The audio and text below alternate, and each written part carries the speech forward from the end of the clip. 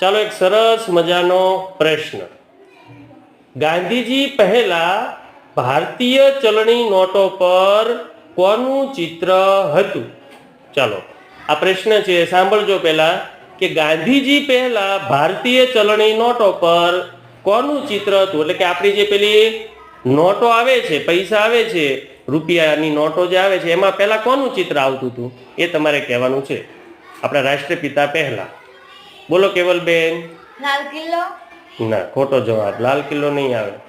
બોલો યુવરાજભાઈ.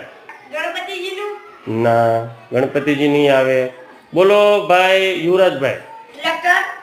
ટ્રેક્ટર નહીં. વિચારો ચલો થોડુંક. કરણભાઈ. હાથી. હાથીનો નહીં. ચલો વિચારો.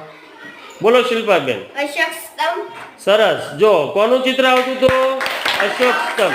ગાંધીજી પહેલા અશોક સ્તંભનું ચિત્ર આવતું.